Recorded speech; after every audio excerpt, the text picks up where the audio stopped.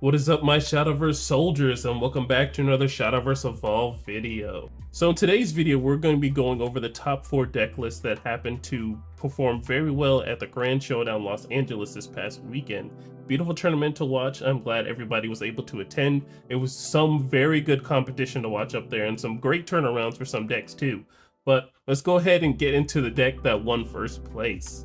Alright, so we have our first place Seabass Defishy's Dragoncraft deck, and that is Disdain Dragon. Alright, if I'm going to be honest, Disdain Dragon kind of flew under everybody's radar coming up into this next tournament. Honestly, everybody was looking at the more bigger decks or the more popular decks, that being Kuon and the Fairy Spam deck, and then many other things that were competing, but we did not think Disdain Dragon was going to take the gold medal, take the crown away from everybody else in that final match. Alright, so let's take a closer look at the deck list here. So we have mainly the Disdain package. If you already know how Disdain works, we're going to be pinging our own followers to be getting some sort of effects from doing things from pinging our own followers. So it really depends on what you ping which follower for which.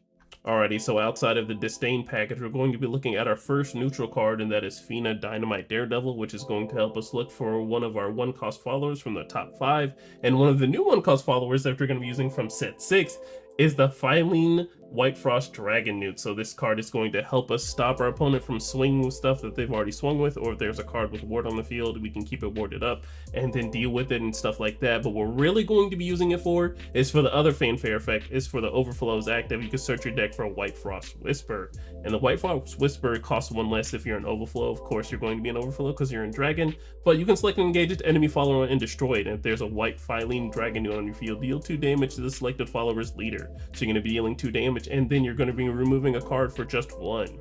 So if we're playing Dragon correctly, and if we're playing Dragon very smartly, that's a very good combo to just go ahead and add into this deck and makes it very strong. So if your opponent's really aggressing you down with some things, and you can stop a big follower from attacking, or you can stop a smaller follower from attacking, and then getting rid of a bigger follower, that's very good as a combo for this Disdain Dragon deck. Alright, and we're going to be looking at our secondary neutral card, and that is Bad Bee Katha. And I personally like to call her a Bad Biddy because the amount of abilities you're able to choose from her are just very strong. So you can choose one of the following. You can either 1, select another follower on the field and give a +1/+1, 2, give your leader a +2 defense, or you can 3, look at the top 3 cards of your deck, put any number of them on top of your deck in any order, and the rest in the bottom in any order. Alright, so I believe this card is very good because it can be used in any type of version of the deck that you will be using. So if you're going to be playing aggro, you're obviously going to give one of your followers +1/+1. If you want to go on the defensive, you can heal 2, or if you want to go on the very control route, you can look at top 3 and get some good deck knowledge off of that too. So all around, congratulations to Seabass for doing very well and getting first place at our LA Grand Showdown with Disdain Dragon. And like I said before, this deck kind of flew under everybody's radar, or at least, you know, with the people I've been conversing with and talking with and playing the game with, we didn't really think Disdain Dragon would be that strong. But with these new neutral cards and the new 1-drop, we can stop followers from attacking us, and then having a lot of deck knowledge really does help in certain matchups. Alright, so looking at the Evolve deck, so we have the 2 Apostle of Disdain, we have the 1 of Bad Bee Katha, so it looks like you're really using her for her original form and not the Evolve form in this deck. We have the 2 of Draconeer, the 2 of Forte, and then 3 of Galmu. Alright, so before we close out with the first place Dragon list, I want to talk about the Bad Bee Katha Evolved. So of course, if you're going to be evolving Bad Bee Katha for 2, these evolve abilities should be very good. So evolving for 2 does have a good very increase of the stat line of her, so she's going to be a little harder to remove off the field. But her on-evolve effects of choosing one of the following to either engage each enemy following the field, either deal 2 damage each enemy leader, or 3, put the top card of your deck into your EX area. So I'm already thinking of progressive plays. Of course, if we're going to be doing the third ability of looking at the top 3 cards of our deck and then arranging them how we want them to, if we already have Phylene on the field, we can use our third ability on the Evolve to put the top card of our deck into our EX area, and that can honestly be White Frost Whisper if we're not already in Overflow. And then making sure we have that Phylene on the field, we can go ahead and remove a follower if we have the extra play points, which we should because we are Dragoncraft off of the field, to just go ahead and deal some damage to face and remove a follower. So before we close out with the first place Dragon list, I want to say congratulations to Seabass for performing well at Grand Showdown. You came in with Disdain Dragon, which everybody probably wasn't looking at as a deck, and then you went and then you kind of just took over the entire tournament and won the whole thing. So congratulations to Seabass for getting first place, and I hope you perform very well at Worlds. But moving on, we're going to be looking at the second place list of Daniel T. Guerrera's Forestcraft Fairy deck. Alright, so it's one thing for this deck to just be fairies, but it has the Crystalia engine in it too, along with Fashionista and Decklist. So let's go ahead and take a deeper look at this deck. Alright, so taking a deeper look at the deck, so it looks like we're going to be playing off of a whole lot of combo 3. So of course, with Amatoss Force, we're going to be using our 1-cost spells to either get fairies into our EX area, that being Fairy Circle or Spirit Shine. You know, sometimes Spirit Shine has the multi-choice ability of giving things +2/+2, which is also nice. And then we have the Blessed Fairy Dancer for buffing. But what I do really like is the combo in the deck we're using with Elven Princess Mage. So as we evolve and get those free Fairy Wisps, we play off the Fairy Wisps, we get into Spinaria, get those 3 play points back. We're already in combo 3, so we have a choice of either doing Crystalia Tia or Fashionista Necla.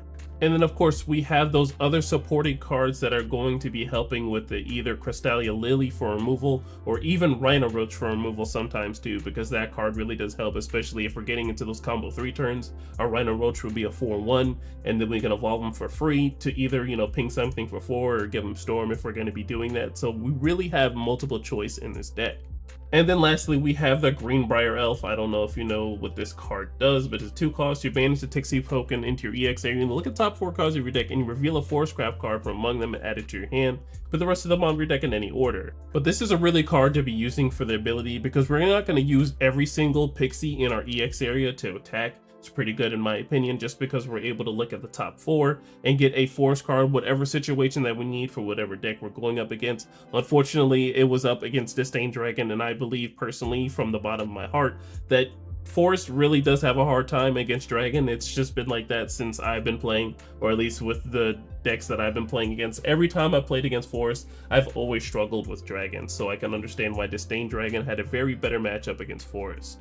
But outside of the Amatoss Force package, it's very spicy to add in the extra combo 3 things, especially the Crystalia Tia that spawns that Crystalia Eve token that's a pretty big follower on the field, which forces your opponent to really focus on the Crystalia Eve token because you really don't want to take a potential 5 damage next turn. And then you have to worry about those pixies being buffed in the EX area too. So this is a very strong deck to take with some very spiced tech. So congratulations to Daniel T for getting 2nd place. And let's go ahead and peek at that Evo deck. Alright, so looking at the Evo deck here, we have 2 of Sakuna, the 2 of Crystalia Lily, the 2 of Rhino Roach, the 2 of Elven Princess Mage, and the 2 of Crystalia Tia. I want to go ahead and say congratulations to Daniel T for getting top 4 at our Grand Showdown. There were a lot of participants and a lot of people to fight through, so I'm glad you were able to reign through with Fairy Forest. Alright, next up we have our 3rd place list with Florals Forcecraft deck, which is a mixture of Fairy Forest and Hunters.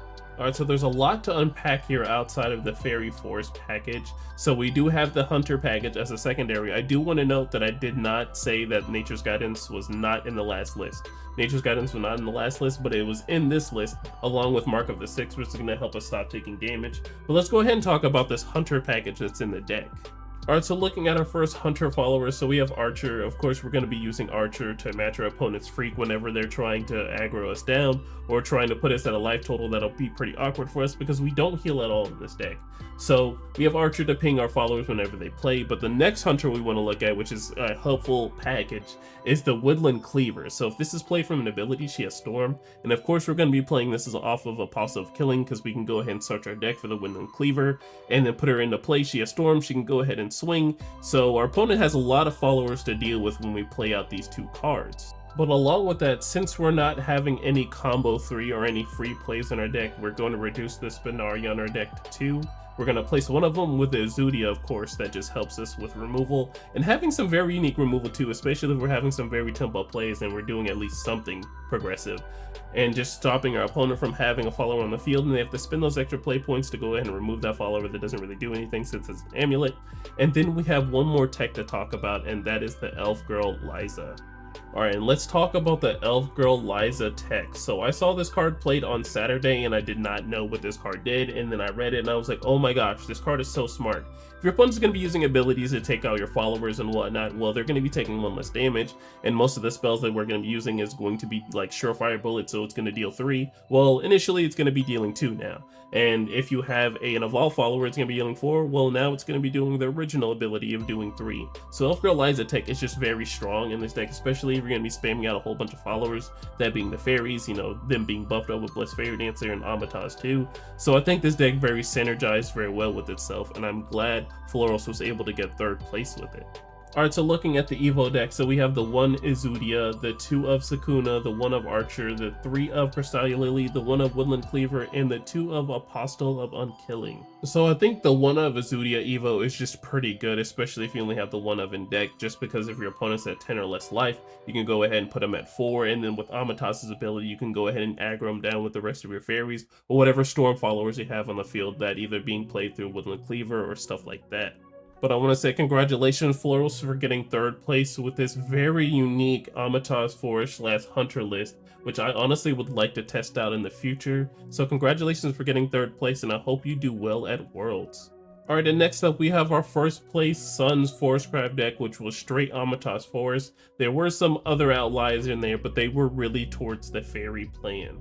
And looking at the list, so we have lots of Amatas Forest things, you know, the Elven Princess Mage, you know, prior to that, Spinaria, and the Elf Song, a whole bunch of things that we need for Amatas Forest. But I do want to focus on the other 2 cards that we have, and that is the Noble Fairy and the Ivy Spellbomb. But Noble Fairy is going to be the most unique removal that we have in the deck, just because if we're in that combo 3, so if we do this after we do an Elven Princess Mage, and we play those 2 Fairy Wisps, well, we can put out Noble Fairy, and turn one of our opponent's followers into a 1-cost Fairy.